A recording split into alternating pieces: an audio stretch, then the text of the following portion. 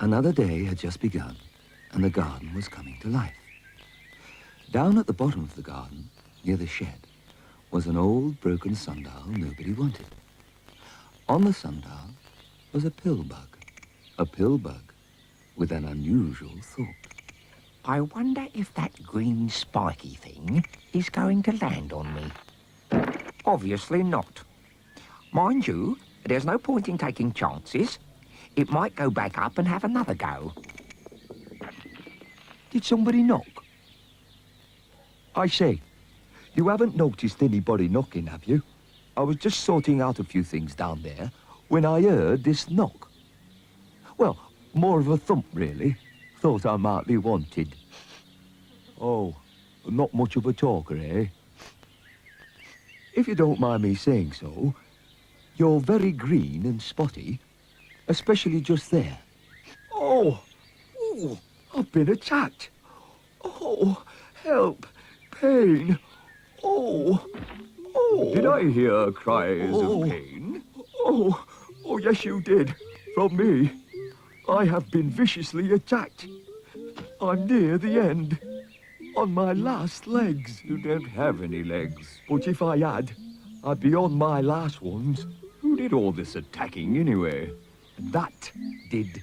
Looks perfectly safe to me.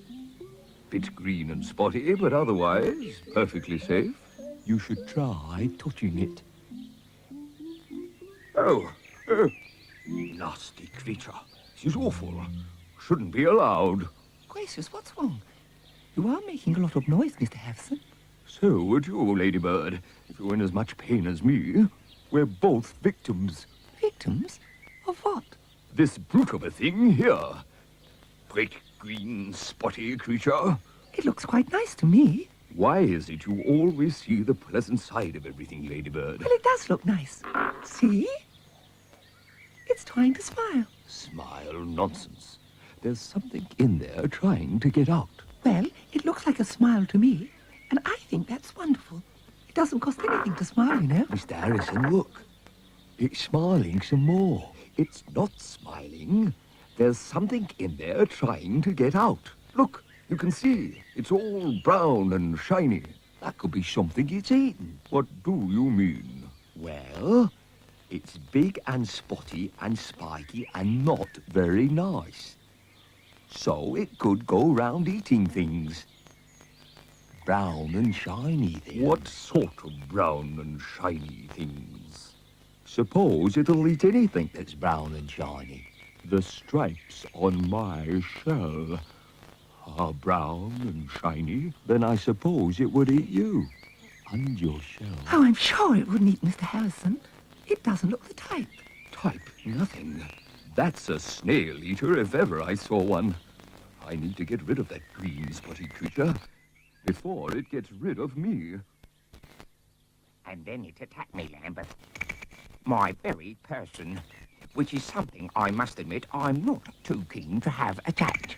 But anyway, is it really as big and horrible and as mean and nasty as you say? I would say it's even more so. And it's just over there.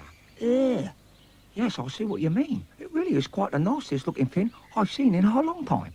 No, that's Mr. Harrison. What was that you were saying, Woodlouse? Pillbug, please, Mr. Harrison. Let's get it right. Yes, Woodlouse. But what was that you were saying about a really nasty thing? I was telling Lambeth about the green, spotty stranger. Apparently, he attacked our friend Haddock here. Attacked him? It can't have done. No, I'm sorry, you must have got it wrong. Even as I speak, it's getting its nasty green spotty stomach ready for me. You mean it's going to hit you? Shell and all, given half a chance. That's why I have come to you, Lambeth. Me? Yes, you. You know, I've always regarded you as a friend, Lambeth. One of the better insects around these parts. I thought you said if Lambeth had a brain, he was doing a great job of hiding it. Do we have to put up with these interruptions from these junior types? You also said his brain was so small, he'd have to send a search party out to find it. Now, where was I? Oh, yes. At times like these, friends should stand together, Lambeth. Oh, yes, Mr. Harrison, I quite agree. Good. Then it's up to you to get rid of the green spotty stranger. Me? Yes, Why me? because you're the biggest. That's why. Just tell it to get back where it came from. A beetle like you should have no problem with that. Oh, of course not. Why, a beetle like me should get rid of it just like that, shouldn't I? My word, it is big, isn't it? Well, that should be no problem to you, Lambeth. Just tell it to move. If it won't move, shove it. That's easier said than done. I am only a simple beetle. I ain't used to shoving things. Oh, do have a go, Lambeth. I know you can do it. You're so big and strong. Well, of course you're right.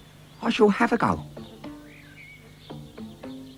Does anyone know why it's smiling?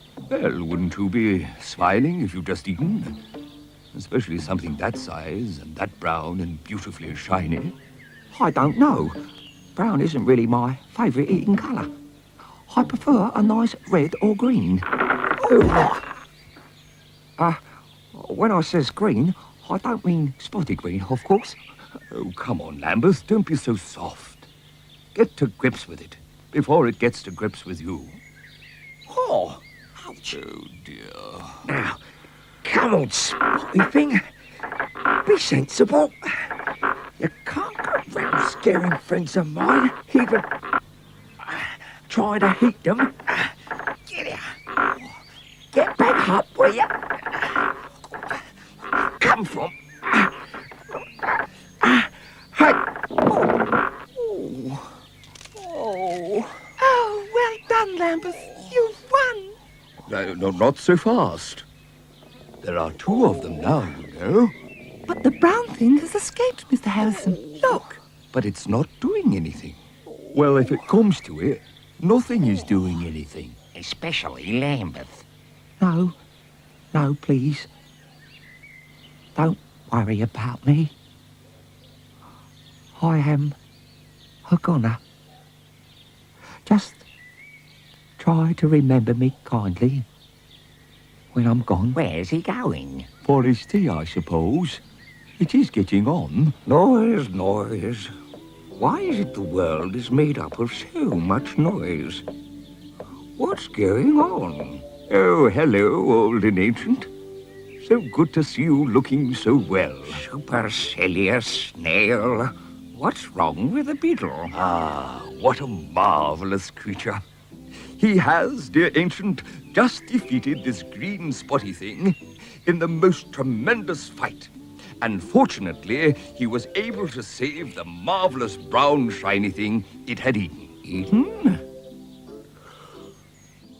What to eat a conqueror?